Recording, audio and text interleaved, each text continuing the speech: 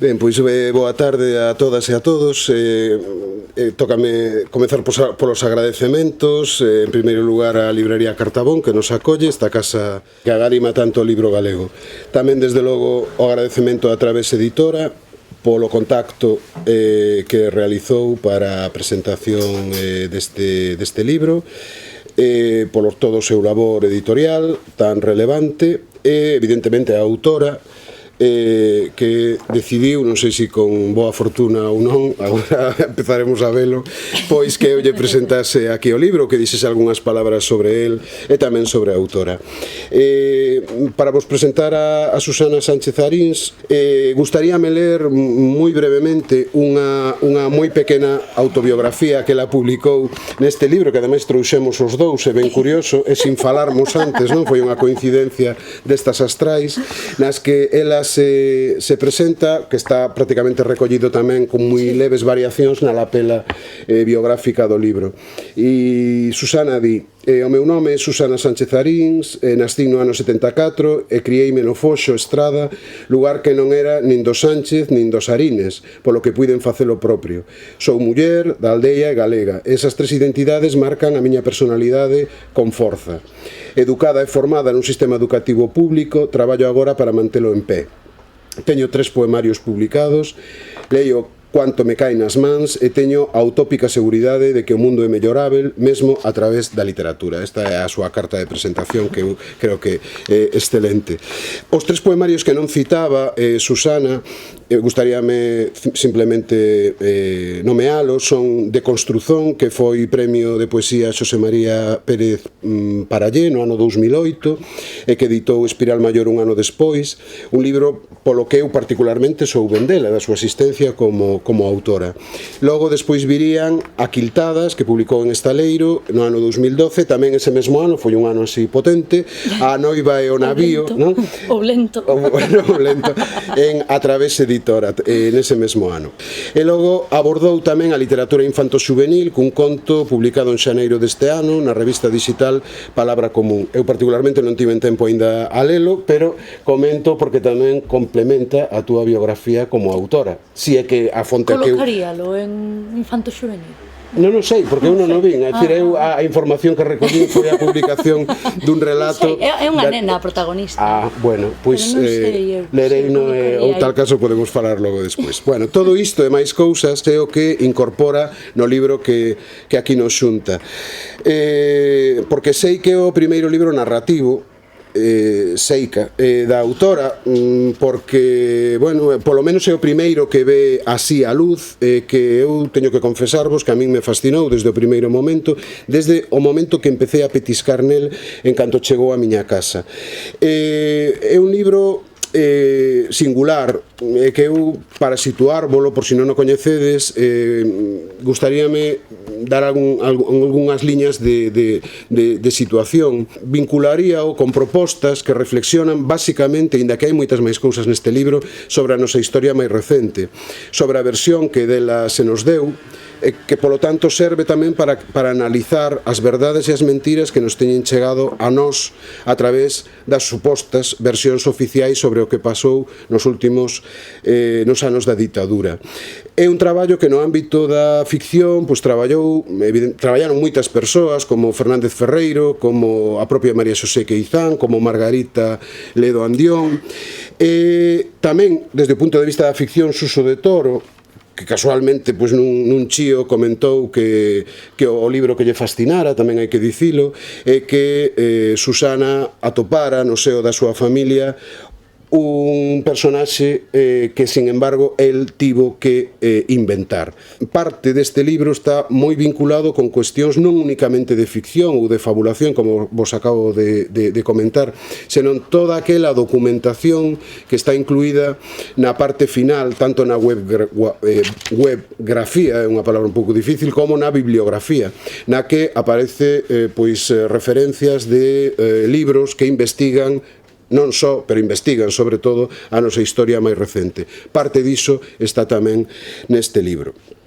O que escribín e o que se me deixou escribir e publicar di así: sei que ou seica, é un adverbio que incorpora unha carga semántica de dúbida arredor do que se di, malia que existan probabilidades de que sexa certo. Nalgún dicionario do 19 definíase o termo como unha voz admirativa empregada cun sentido irónico, algo que mesmo nestas páxinas agroma, se cadra, como un relanzo diante dun texto que navega silandeiramente entre vagas de infamias, perversidade ou violencia. Non hai título máis acaído para esta proposta. Sei que é un libro que atravesa incertezas, que chega a asedialas, onde unha voz narrativa engaiolante, fundida a mantenta coautorial, sabe facelas nosas. Os poucos pisamos un sobrado común, que se alicerza con supostas inseguridades ao abeiro dunha historia familiar, transmitida por mulleres e sufrida maioritariamente por mulleres, procurando razóns que expliquen o inexplicable. En moitas ocasións, aquela voz é a que se interroga a si mesma sobre a natureza e o sentido deste libro.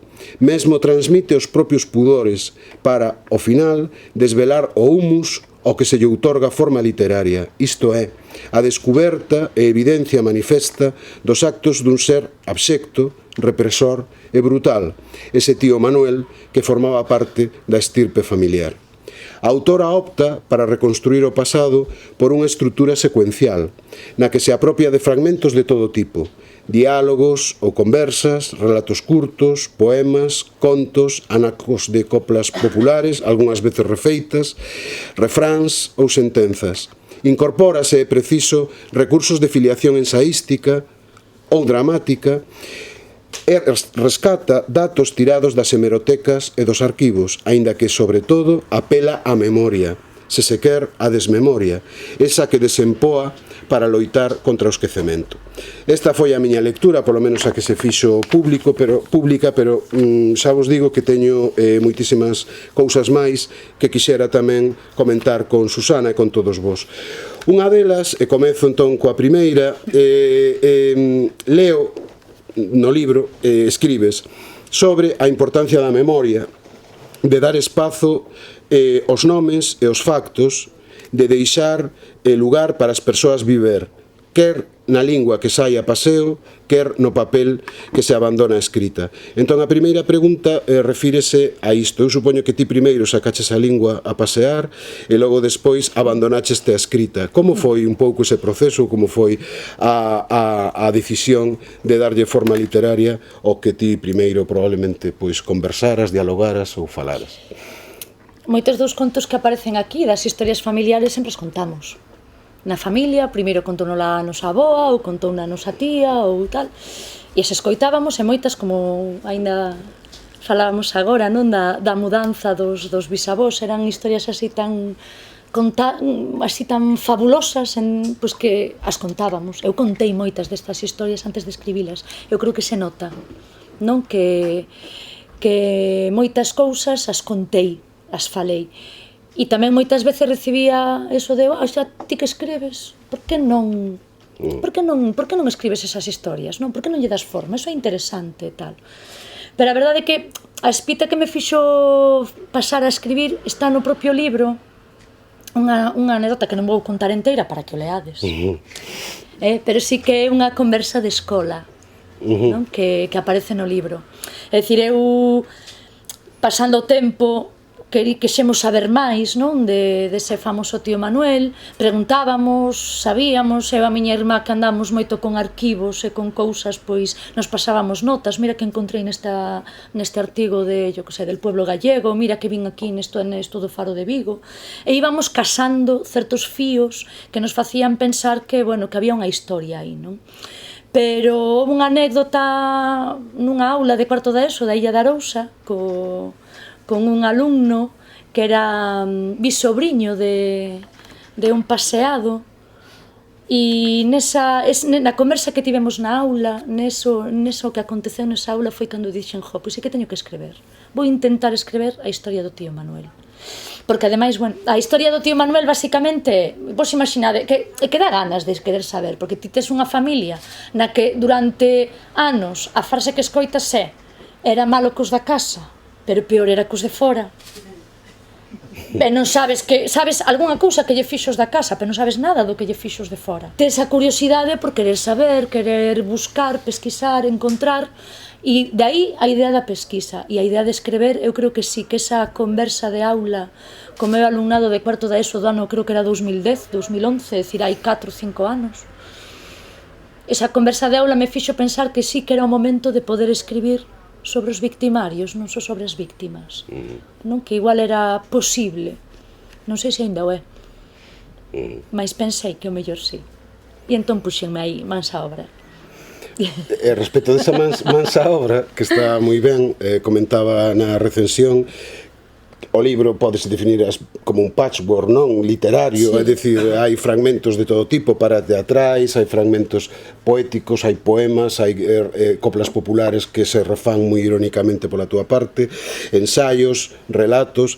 Eu mesmo, que coñezo algo da biografía que aparece aquí recollida no libro, hai libros por ti consultados, porque hai moita documentación aquí, que ás veces é a idea para unha secuencia, non? Simplemente, non? E a partir de aí desenvolves. Entón, queríache preguntar alrededor da estrutura secuencial, é dicir, de onde veo, onde te inspiraches, porque realmente é algo bastante singular.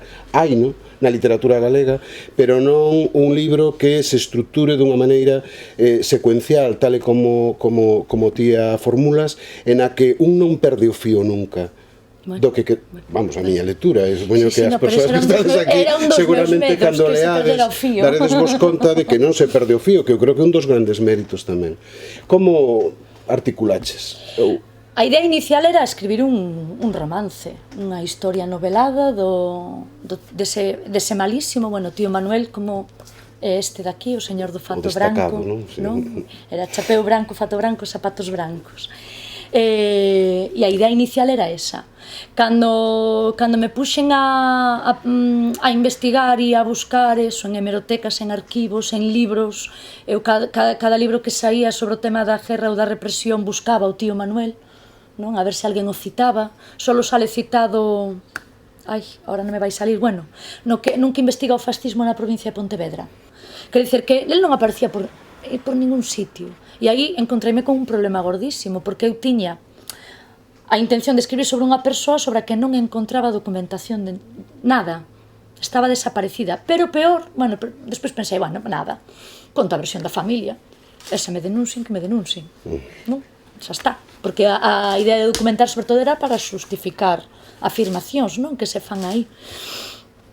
Pero que cando preguntamos na familia, claro, é da familia de meu pai, e aquí tamén entra a cuestión da tradición oral. Meu pai non tiña nin idea de nada, meu pai non sabía nada, e a miña avoa xa morrera, e aparte a miña avoa non falaba do tema, non? Entón tiven que, para aclarar algúns puntos oscuros, tiven que preguntarlle a familia de meu pai. Quedamos cunha curma del, que si sabía, porque a súa nai si que contaba, que é tía Ubaldina. Aquí están a miña avoa, que era unha meniña na foto dos bisavós, e ao lado, que quedou na contracapa, pero Rosa esforzouse para que a avoa quedase aquí. Esta sería a tía Ubaldina, non? Que outra tía avoa miña, e a súa filla si sabía cousas que non tiñan nada que ver co que aprendéramos nós na cociña da miña avoa. É dicir, eran contradictorias as versións familiares, e aí xa me encontrei, tiven o libro parado así unha boa tempada, porque o que tiña escrito non valía, teóricamente, porque a miña tía, bueno, a miña curmá nos desmentía a historia familiar, e non sabía como seguir. Botei unha tempada dicindo, bueno, e agora como que fago con isto que xa escribín, pero que non é verdade, aparentemente, porque hai máis verdades por atrás. E aí foi nacendo, porque foi unha necesidade narrativa, non foi unha decisión, ao da fragmentación, que despois de reflexionar tamén sobre o tema, creo que reflicte moi ben esta idea de falta de incerteza histórica, non? Que eu creo que temos que aplicarlle á época da Guerra Civil e da represión. Vai ser imposible reconstruíla inteira, non? Porque faltan testemunhas, faltan papéis, faltan persoas que falen ou que falaron e calaron. Entón creo que a estrutura secuencial, deixando ocos, deixando espazos en baleiros, axuda tamén a completar esa idea E axuda moito tamén a carga irónica, porque unha das cousas que mellor o pasei lendo algún fragmento secuencial é ese golpe final que das, ás veces, as secuencias que, bueno, fai pensar, non? É dicir, son golpes irónicos, pero ás veces dados tamén con moito, dados sempre con moito sentido e que provocan a reflexión.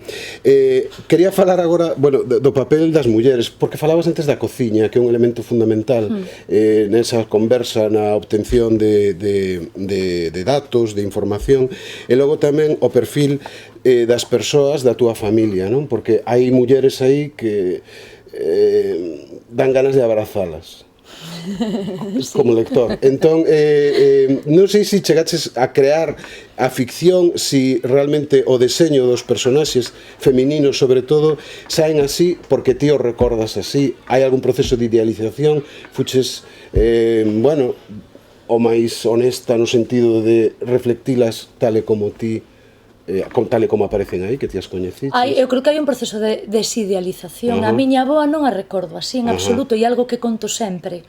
Eu creo que hai dúas personaxes que eu creo que a mí me importaba moito poñelas como contraditorias, non? Que son as dúas irmás, que para min son as protagonistas. Non é o tío Manuel, por iso tampouco lle puxen no título ninguna referencia ao tío Manuel. Que son eso, a miña avoa Gloria e tía Ubaldina, que é tía avoa miña, é a outra avoa que temos, non? E son contraditorias no libro, porque eu creo que son dous modelos de vivir a represión, non? Unha que vai sorteando, non? A represión e a dureza do franquismo con humor, non? E con así certa retranca e xorna, que é a figura de Ubaldina, e a miña avoa que achanta, non? Cala, achanta, se silencia e, bueno, sufre ela para que non sufra o seu entorno. Esa non é a avoa que eu recordo. A miña avoa a recordo como Ubaldina. Eu creo que fixen ao revés, que a Ubaldina recordo alegre e feliz, como aparece aquí no libro, pero así tamén era a miña avoa, pero claro, era a miña avoa que eu coñecín pois xa maior, bella, adulta, sabida, experimentada, coa vida máis ou menos ao final arranxada, non? E que podía ser como quería ser, non? A avoa que aparece aquí no libro é que descubrimos averiguando familiarmente, non? Porque iso é unha muller silenciada, calada e sufrida, non? O poño ao principio, poño dous cadros no que nós sempre tiñamos, nós toda a vida tivemos a nosa avoa pola muller máis lista do mundo, porque a nosa avoa era listísima, non? Era así, era moi, bueno, tiña un arte especial para facerse a parva e saírse coa súa, non? Sobre todo coa xente que era un pouco poderosa, co médico, co funcionario do concello, sempre facía estas cousas que fan as avoas. E nos tiñámola por listísima, e a Ubaldina tiñámola por unha muller super inxenua, non? E claro, eu, a medida que escribía o libro, iba sabendo, porque escribir o libro foi un proceso tamén de pesquisa, non? E de coñecemento de cousas. Hai cousas que aparecen aquí no libro que sabemos desde hai 3 anos. Non as sabemos desde hai 20. Descubrímolas a medida que eu iba pesquisando para escribir. E claro, fun descubrindo que a miña avoa non era a que eu coñecía. E ademais eu creo, bueno, que para min é unha das cousas máis maravillosas deste libro, que non só descubrín eu, que por exemplo tamén o descubriu meu pai, e que meu pai lle perdonou moitas cousas a miña avoa despois de ler esta historia, que eu creo que tiña así el como, bueno, certos enfados con ela, non? Por decisións que tomou na vida, e que ao ler no libro a historia de como eu a interpreto, que lle perdonou moitas cousas, ou entendeu, mellor entendeu moitas decisións que a miña avoa tomou no seu momento e que parecen incomprensibles, non? Como, por exemplo, non deixarlle de falar a seu irmán, a ese tío Manuel que foi tan malo, non? Que ela nunca lle retirou as falas. E meu pai eso non lle perdonaba a miña avoa, non? Sobre todo despois de saber todo o que lle fixera. E en cambio agora eu creo que quedou como aliviado. E a min xa, é dicir, xa podo vender libros ou non, que a min xa me vale. É dicir, xa ter a papá contento xa me vale. Pero iso non, eu creo que non as idealicei. Eu creo que non, porque conto cousas, home, non conto máis cousas menos cousas das que sei, tampouco sei moito máis da súa vida nesta época delas, non? Foron sorpresivas as dúas. Hai tamén no libro, non quero tampouco descubrir moitas cousas, pero hai un xogo... Tampouco vos estou contando nada, é para que leades. Hai un xogo que me fascinou, tal vez por proximidade de non sei, de experiencias, non? Que é o xogo que fas cos Webster. que é extraordinario. É dicir, porque hai situacións tan tensas e que de repente sitúas a acción como pues, en algún dos westerns que todos temos visto algunha vez, ¿no? Por que? Viches moitos westerns de pequena na tele? Coa Bo Ramiro. Sabes, sospeitaba que había algo disso, porque hai un texto que é un dos primeiros que escribín, porque a idea era que, claro, cando me quedei tan volada con esa idea de que todo o que nos contara a nosa avó, entre comillas, era mentira, porque a idea básica é esa, non? Que todo o que nos contaba era mentira. E me quedei nese momento de shock de agora como escribo o libro, dixen, bueno, pois ti vai escribindo, que isto tamén é, a mí pareceme, eu estou contenta porque é unha maravilla o proceso de escribir, non cantas cousas poden aflorar sin que ti te deas conta, non? E entón puxeme a escribir eso, recordos que tiña, non? Da familia, da infancia e todo iso. E escribín un textiño que está ao principio, por iso vos lo podo ler, porque non vos vendo nada, que di, todo isto foi noso. Un día meu irmán, que é meu irmán Iñaki, que no seu libro me dixo, a min posme o meu nome, que aí non mo puxeches. E a súa dedicatoria é o texto repetido co seu nome. Entón, un día meu irmán Iñaki acompañou o tío José a tornar a agua. Subindo ao alto do mosteiro, onde estaba o pozo e nascían os rejos, ollou para onde lle indicaba o tío e atendeu as súas palabras. Todo canto ves no horizonte, e apontou cara ao norte, foran terras de Portarís. Portarís é a casa dos meus bisavós. Acabada a frase, pousoulle a man no ombro, tal como nos filmes de cabalarías e do Far West, e contemplaron o sol pôr. E esta parte final, evidentemente, imagineina eu escribindo, non? Porque eu non subín con eles ese día ao monte, e eu a idea que tiña era diso, de que porque chegara meu irmão contando o enormísimo que todo o que vían, que non alcanzaba a ver onde acababan as terras, non? Da casa dos meus bisavós. E eu asociei a Lucky Luke caminando hacia o sol, así tal cual. E máis adiante, cando describo así por primeira vez o meu bisavó, poño o único recordo así que temos del, que era o de que nos deixaba acompañalo para ver as películas de vaqueiros e para ver Curro Jiménez, e entón podíamos acompañalo ou marchar a xogar a horta, pero non podíamos molestalo nese momento, non? E eu cando fixen a primeira lectura dos textos que xa tiña escrito e vin esas dúas escenas, dixen, ai mima, aquí teño o cinema todo. E aí sí que xa empecé a traballarme o cine, non? É dicir, xa foi un proceso intencionado o de pensar en escenas concretas, en momentos, sobre todo asociando ao meu avó, que lle encantaba as películas de vaqueiros. Acordeime de Carlos Negro e o Far West, esa idea dos... Bueno, eu creo que hai todo un xogo de metáforas. Chupei algunha enteira só para poñer unha frase, Estive unha tempada vendo cine, películas de vaqueiros. Ai, bueno. O John Wayne, que din hasta aquí, vele. Bueno, falábamos antes que un libro comentaches sobre os vitimarios, hai reflexións sobre o exercicio do poder, sobre a violencia, por exemplo, un texto que se chama O Ovo e a Galiña, que na página 63 que non vou ler para que o leades, pero que recomendo. E hai tamén reflexións que a min me interesaron moito sobre a cuestión, por exemplo, do terrorismo machista e as adhesións que se fixeron ao réxime, que en moitas ocasións hai que ollalas con certa perspectiva, non? Non sei se queres esa reflexión veo o fío, porque é moi acertada, non? Porque logo falas efectivamente de que hai que ter cuidado coas declaracións das persoas que sofren as agresións machistas. Sí, tamén é certo que, bueno, aí sí que hai unha parte da historia familiar que preferín non afondar, precisamente por feridas familiares, que é a cuestión do maltrato, non? Do maltrato... Sí que digo un momento que a miña avoa foi maltratada, pero non quixen afondar aí porque era a parte que máis lle lastimaba a meu pai, por como fillo que era dela e fillo do meu avó, non? Que era unha das cousas que eu temía, que el me iba a pedir que sacara e non mo pediu, porque eu este libro de yo a ler o meu pai para... antes de, bueno, metíme nun lío gordo porque comprometino coa editora antes de darlle a ler. Antes de pedirlle permiso a papá, e despois dixen, ai, si papá non me dá permiso, a ver que fago, non? E unha das poucas cousas que me corrixiu é nese texto que acabo de ler, que me dixo, non era unha fonte, era un pozo. fíxeme correccións dese tipo. Isto non era unha carballeira, era un milleiral. E eu pensaba que me decía, elimina este texto que son cousas privadas da familia, e do resto non me dixo nada, non? Pero si é certo que a miña avoa, pois, foi maltratada polo meu avó. E ao mesmo tempo, a actitude de sumisión que ten co tío Manuel, claro, eu aí vin totalmente a relación entre o terrorismo machista e o terrorismo fascista. É dicir, é tan evidente para min todas as marcas que deixan nunha persoa unha violencia e outra que non podía evitar relacionalo, non? E ao mesmo tempo, claro, cando sempre te din, non, el apoiou ou fixo este artigo ou iba a misa porque era fascista, e resulta que a mellor a persoa que estaba intentando ocultar o seu republicanismo, non? E isto tamén pasa coas mulleres maltratadas moitas veces, que retiran denuncias ou desculpan o seu maltratador porque hai un medo superior, que é o medo a morrer, non?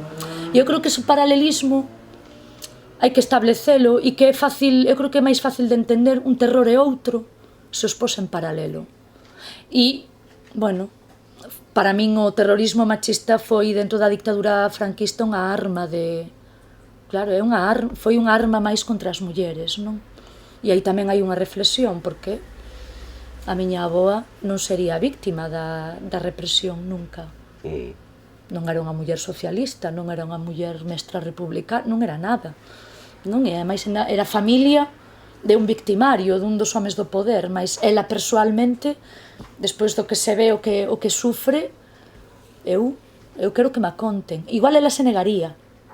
Non? Ela probablemente lle preguntaríamos e diría, non, eu non son vítima, sobre todo a avoa que eu coñecín, non? Vasme chamar a min vítima a ti, pero ti ves o que sufreu nos anos posteriores é dicir, as experiencias que viviu nos anos posteriores á guerra son as mesmas que viviron as mulleres represaliadas, que eu coñezo, por exemplo, no libro de Monse Fajardo, non? É dicir, son as mesmas represións, o que pasa é que se exerce un home e un irmão, non? Pero é o mesmo. Falando do libro de Monse, a min cadroume tamén no tempo, casualmente, bueno, porque un tamén escolle o que lee, evidentemente, un cesto de mazás, o teu libro... Sí, sí, que además teño a sorte de presentar tamén a semana que ven aquí en Vigo. E máis o libro de Gurriarán, que ten outro sentido, pero que é un libro tamén moi interesante. Mesmo eu no Twitter vin que facías algunha referencia a que de aquí sae ou parte tal, que algo dixeches, non recordo moi ben. Non sei que outro useches, non sei se tiñas pensado falar algo. Non, estaba acabando de lelo. E tamén aí, porque as vítimas das que falo eu no libro aparecen aquí. Claro. Aparecen no libro de Monse, e resulta que eu os casos que conto no meu libro eu os coñezo por documentación histórica, por libros históricos. E despois xa estaba o Seique publicado, comprei o de Monse e puxenme a lelo, e encontrei que había un testemunho familiar dunha das persoas das que eu falo no libro, non? Que é de Ramón Barreiro, un dos paseados no curro, e ela entrevista a bisobriña, que ademais eu fun ver fixeron unha presentación en Cuntis, e fun ver e falou ali. E claro, é máis brutal, é dicir, o que aparece na documentación oficial non é tan brutal como o que conta a familia, non? É dicir, eu nen sequera contei todas as barbaridades que lle fixeron nin a ese home, nin a súa familia, nin as irmás, nin a familia do outro paseado, de Castor Cordal, non? E fíxome gracia porque lle preguntei á muller a sobriña, non? Se coñecía ao tío Manuel, e miraba para arriba, así. Decía, non coñezo de nada ese home. Miraba así para arriba, non coñezo de nada. Miraba así para arriba. Pero falando, cadrou que lle dei clase na Arousa a 2 netos delas. Entón, cando soubemos, non, que había esa relación de que eu lle puxera a escola a 2 netos delas, xa me dixo, bueno, boa peza era ese tío Manuel teu. Boa peza era. E dixen, vale, algo sabe, pero non me quixo contar máis. Pero... E aquí lendo ainda o Xelín no último que lín de Monse, das netas de Urania Mella, que era aquí de Vigo. Sí, do anarquista, sí. O proceso que fai a familia non? Que acolle esas netas, ese proceso de inventarse unha mentira e unha historia. Teus pais marcharon da casa, marcharon non sei que, abandonaron vos, deixaron vos soas. É un proceso igualiño a un dos procesos que eu detecto na historia familiar, non? Porque hai aí unha reinvención de reconvertir historias políticas en historias rosas, non? Que fago aí a paralelismo entre literatura rosa e literatura roxa, non? De disfrazar de cuestión sentimental, cuestións políticas, que me parece que igual é digno de estudio, non? Esa parte da fabulación, porque eu teño unha conto, bueno, o meu avó estivo no cárcere e a historia familiar é que estivo no cárcere, bueno, é un novelón rosa, non? É dicir, estivo no cárcere porque roubaron na casa dunha amante del. E el, por non descubrir a amante, preferiu ele ir ao cárcere. Sí, sí. Esta é a historia familiar, que a verdade é que dicía meu pai, vai me dicir, eso non contes. Meu pai deixou contalo. Pero esta é a historia familiar. E despois, claro, empezas a saber que había, bueno, que era anticlerical, que era tal, que era cual, e dis, pero aquí... E pasa o mesmo na outra banda da familia, na parte dos Arines, cunha bisaboa miña que a miña bisaboa que foi nai solteira, que a miña nai aprendeu que abandonara o compañeiro, porque a familia lle dixera, se casas con ela te deserdamos, que tis de boa familia, e además ela é lavandeira, era lavandeira. E a miña nai aprendeu iso, que o seu avó era un señorito de Vila García, non sei que, non sei canto, e que abandonara a súa avoa. E despois encontrámolo en Nomes e Voces, na páxina de Represaliados, non? Hai toda como unha literatura de envolver para protexer, eu creo que para protexer a camada, non? Para protexer os fillos da marca de ser roxos, de ser do republicanos, de envolvelo con historias de... ou non? Ou son reais esas historias, non? Pero resulta que vin aquí, na Durania a mesmo proceso. E que hai moitos fíos entre o teu libro de Monse, incluso de Gurriarán, das mulleres no monte. Ese non o lin. Pois tes que lelo porque é curiosísimo, porque tes aquí un fragmento que se titula Discriminación de xénero, no que falas pois do que lle aconteceu a unha nai por non delatar o fillo, e el conta-o ali, o de Soulecín. E é, claro, ti resumes en 7 liñas o que ocupa boa parte do libro, incluso a través de entrevistas, etc. Entón hai uns fíos extraordinarios. Eu creo que o teu libro, o de Gurriarán e o de Monse, debían de ser lecturas obrigatorias nos centros de ensino para aprender. Bueno, pois mira, para entender. Bueno, eu non teño algunha pregunta máis, pero a idea cando falamos un pouco disto era que abrir un pouco o diálogo e a conversa, o debate ou o que queirades. Entón, se queredes intervir, pois extraordinario. Unha persoa que se anime. Eu iba a preguntar unha cousa, xa que estamos aquí, se encontraches algo de Mariana na miña avoa. Bueno, vale, xa sei, tal vez non sabe casi ninguén. Porque ele escribe un texto neste libro sobre unha avoa súa, por eso traía, que cando eu o lin, estaba xa escribindo e dixen, ai, porque eu ainda estaba nese momento de descoberta de que a miña avoa non era como nos a tiñamos idealizada, non? Ou non fora, que tiña máis arestas. E cando lin a Mariana dixen, ai, que vai ser como Mariana. Algo hai, sí. Como a Mariana de Ramón Nicolás. Sí, ademais é unha cousa que aínda me conmove porque ela viviu aquí xusto neste recanto aquí dos Choróns durante moitos anos e hai cousas desas que conto aí. Pero efectivamente, se cadra un dos elementos que máis me fascinaron do libro foi procurar un pouco inconscientemente cousas que contas aí, pois que tamén estaban presentes un pouco na historia da miña avoa. Bueno, o relato é unha páxina e pico, non vos creades que é unha novela, é unha cousa de nada, pero bueno, dá para todo, dá para todos, sí. Bueno, gracias pola referencia. Bueno, non sei se tedes algunha cousa así que, non sei, que vos inquiete ou que non vos inquiete, que quixerades poñer, comentar. A min si, eu non nin o libro, pero na presentación intrigoume esa necesidade de autorización paterna. Si, tiña necesidade. Eu, porque, bueno, cando leas o libro verás que hai cousas que son, é dicir, no que sería... Bueno, no que o concepto que temos cultural son historias privadas da casa, isto non se conta fora, non? E eu non sufrín esas cousas, sufreunas meu pai de pequeno, porque conto cousas que el sufreu de pequeno. E eu necesitaba que el me dera, que me dera permiso, que non se sentira agraviado porque eu contase eso sin o seu permiso. Eu a él, cando, eu xa tiña palabrado coa editora, xa che dixo, cando dixo, bueno, vou dar a ler a papá. Meu pai é o primeiro libro meu que leu, porque como os outros son de poesía, e este leu non porque yo dixen, mira que falo de ti, porque el sabía que eu estaba pesquisando a historia do tío Manuel, e era a historia do tío Manuel non lle importaba que a contara. Pero que lo que non sabía que eu para contar a historia, por así decirlo, a historia social pública, tamén tiña que contar a historia familiar privada, porque van encaixadas. Entón meu pai non sabía que eu iba a falar da miña avoa, que iba a falar, pois eso, de cousas familiares que viveu el de pequeno, e eu quería que soubera antes de. E entón dixen, bueno, voulle decir que cambio os nomes. Isto foi que, mira, papá, vouche dar o libro, e ti decides, eu quero publicalo así, foi o que dixen, quero publicalo así, e se ves que che parece moi duro, que che doe moito, pois poño todo nomes de ficción e publico como se fose unha, bueno, pois eso, ficción, non?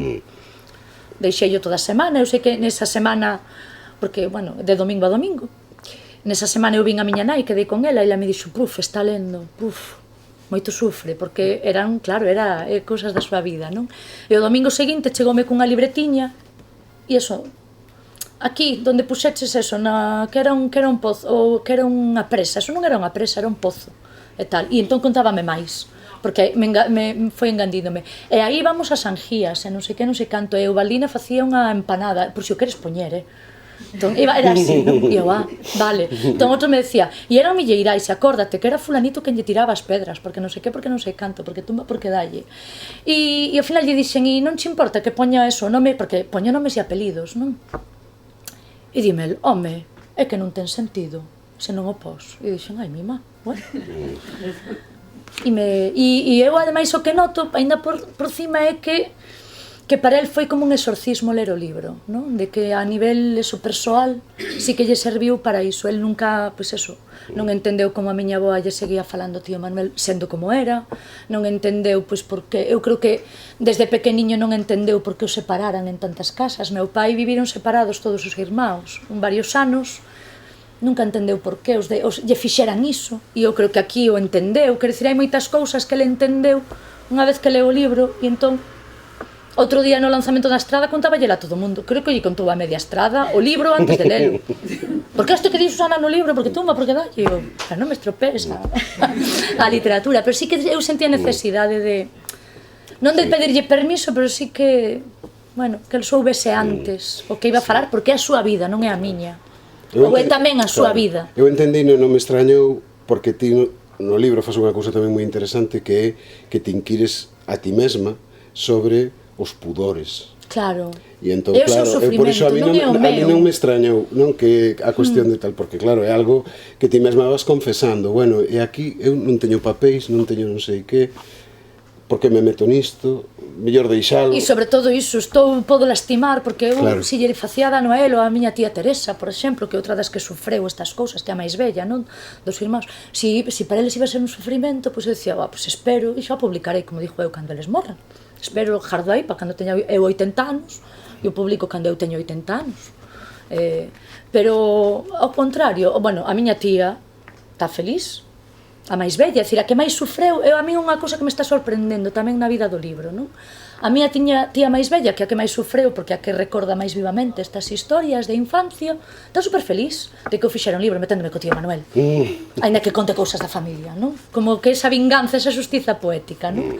E a máis nova, que está convencida de que a familia nos vai denunciar, pero nos vai denunciar a todos, ela xa se mete no lote, non? Vamos ter que ir ao xulgado, xa mo dixo 3 ou 4 veces, non? Vamos a acabar no xulgado, pero dimo así como ti tranquilo que eu vou contigo, non? Como a familia. Pero eu creo que tamén é un proceso interesante, non? Como estamos vivindo a nivel familiar o de exorcizar este fantasma, que era así o tío Manuel tan malo cos da casa, peor foi cos de fora. Foi pior cos de fora. Cos da casa foi moi malo. Hai unha cousa a min, xa que traes o libro do Fresco. Sí. Para min tamén, particularmente como lector, é un libro que me marcou. Que teño que devolverlo, teño aí o dono, aí ao fondo. A mí marcoume moito este libro, foi un dos primeiros que merquei cos meus propios cartos cando acababa de sair. E entón, a min hai unha cousa no libro, como lector, que me inquietou que esa presenza do fresco ao final de todo, esa referencia.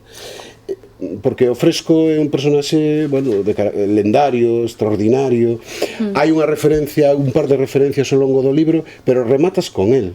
Quero dicir, o concluir pois coa memoria do Fresco significa que hai algo de peso. Hai o peso do que confía na escrita. El ao longo el escribe as memorias no monte, non? E en varios sitios das súas memorias el di que está escribindo porque está convencidísimo de que en canto pase isto da guerra, aínda que eu morra, os papeles quedan aí e vaise saber a verdade, non? E a min eso me marca no sentido ese de que non é certo, non tivo razón o Fresco. Entón, metino no final como un homenaxe, non? E ao principio tamén entrou, bueno, eu o Fresco cheguei a él pola canción de Marful, que é un poema de Manolo Pipas, non? E que está aquí presente. Claro, por iso, que hai aí unha doble referencia. Claro, eu cheguei a él porque como é do sur, decir, da historia máis do sur, pois non o controlaba. E por un lado me chamaba a atención porque tamén era señorito, como podíamos calificar o tío Manuel, non? Era unha persoa que tiña facenda, pero que facía coa facenda ao contrario do que facía o tío Manuel. É dicir, o tío Manuel explotaba a xente, bueno, utilizaba para facer dano o seu poder de labrejo rico, e tiña en paralelo esa outra facenda, entre comillas, que era Areas, en contraposición a Portarís, que era outra maneira de entender, non? O ser, pois, o señorito, pero sobre todo por iso. A min isto hai un fragmento que eu creo que o cito en algún sitio, no que fala de que en todas as casas dos concellos ou en todas as casas de veciños de toda Galicia se está tomando nota de quenes son os fascistas e quenes son os que están facendo tanto terror por Galicia adiante, e cando isto acabe e volva a democracia vamos a ver os seus nomes e vamos tal, e eu escribo isto para que se saiba e tumba e dalle. E claro, o que te encontras é xusto todo o contrario, non? Que ti vas a un arquivo, está limpado, non hai nada, e teñen os seus nomes calados e ocultos, como tío Manuel, non? Manuel García Sampaio, que foi paseador, foi torturador e non aparece ningures, non? E eu creo que merecía estar aí, porque el non puido contarlle aos netos para manter o fío da historia, non? Porque mataron. E a muller era das que tamén decía, hai mellor calar. Non? E a muller tamén aparece en algún momento, mellor calar, que é co que fixo a miña avoa, mellor calar, non? Non sei, sospeitaba eso, pero para que...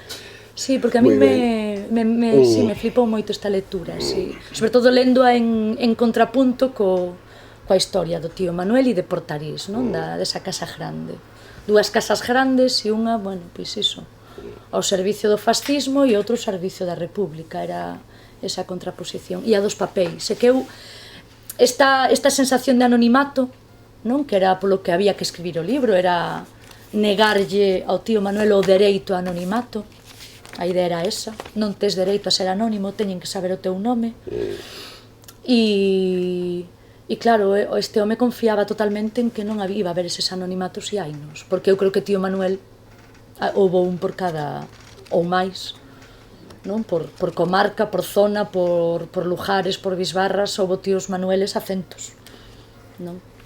E non sabemos os nomes, vamos, nin da metade. Entón eu dixo, bueno, eu dou o que sabemos nós, e outros que dean outros. Non sei máis. Máis cousas? Teño curiosidade, porque algúns dos capítulos, digamos que son como historias abertas e que te deixan pensando que pasaría, non? Despois, digamos que non chegas a pechalo, e me chama a atención, non sei se coincidirá coa figura desa túa tía máis bella, ou non, agora que comentabas dela, esta nena que o tío Manuel lle tiña tanto medo xa desde pequena, porque desde pequena lle cantou un par de cousas. Ese non é o tío Manuel, esa é outra historia distinta. E que sería desa muller que o tío Manuel tenía? Non era o tío Manuel, Eu polo medio do libro metín historias que aí tamén fun descubrindo a forza da tradición oral femenina, porque, claro, xa o primeiro foi que meu pai non sabía, é mellor que vayas falar con Teresa. Entón eu fui falar con Teresa, e Teresa tampouco sabía tanto, mellor que fales con Casilda. Pero resulta que eu despois fun narrando historias que eu sabía que me contaran, e cando iba notando que ao final en cada unha que poño digo, esta contoume fulanita, esta menganita, porque resulta que quen contan son elas, que tamén é o problema, non? Cando elas deciden non contar, como a miña avoa, cortase a historia, non? E esa historia a min contame a miña nai dunha tía dela política. É dicir, é da outra banda da familia. É a tía Lolita, que eu tampouco coñezo, eu creo que está viva esa muller, e que presenciou como lle mataban o pai. Presenciou no de pequeniña e guardou o recordo, e era o único que facía, a única vinganza era, e iso era o que contaba a miña nai, non? A única vinganza era cada vez que se cruzaba con el pola rúa en Vila García, decirlle, usted matou a meu pai. Eu sei, non? E era o único, e desde meniña, toda a vida yo dixo, non? Pero non é o tío Manuel, é outro fascista distinto, ves? Outro que non sei quen é. E eso sí, eso hai historias polo medio, a idea era facer ver que había máis tíos Manueles e máis... E sobre todo tamén esa idea de que son as mulleres as que gardan esas memorias. E que ás veces o mellor non sei se se fala pouco con elas, non? E se perden. Porque eu ainda outro día yo comentaba ali o noso pesquisador local de memoria histórica da Estrada, Garrido, decía, pero ti con cantas mulleres falas? Falas con máis mulleres, con homes, con tal, porque igual estás perdendo historias, non? Que elas si saben e eles perderon. Pois esa muller creceu e viviu. Non... E tivo que vivir moitos anos baixo no mesmo edificio que o asasino do pai. Porque non podían, non tiñan cartos para... Eso era outra das cosas que contaba a miña nai, que non tiñan cartos para cambiar de casa. E tiñan que seguir vivindo ali. Moi ben. Alguna cousa máis? Bueno, eu quería acabar cunha mostra que me vai permitir seguramente, Susana, cunha mostra do seu enxeño. E ademais que ven moi o conto, porque este próximo venres cúmprese 40 anos da morte dunha persoa que foi principal responsable de todas estas cousas que pasou. E ela, con moito sentido de humor, recrea unha copla popular que di unha, que seguramente todos e todas sabedes, que unha noite no muiño, unha noite non é nada, unha ditadura inteira, e xa si que é unha moñada. Sí, pasa que é un mal momento cando a poña a copla, porque aí hai un muiño que eran agochos para moitos republicanos, non os muiños da Armenteira, que donde pasea uno muchas veces. Eses senderos por los que pasea o noso presidente eran agochos de republicanos, de fuxidos, e eran zonas de persecución fascista, que tamén hai que decir, ou non. Que non hai nada probablemente nesas rotas marcando que por aí andaron os fuxidos, non? Que é outra reflexión tamén que aparece por aí, non? Que leades o libro, hijos tedes. Iso é. Ben, pois moitas grazas a todas e a todos por vir. Un aplauso a Susana.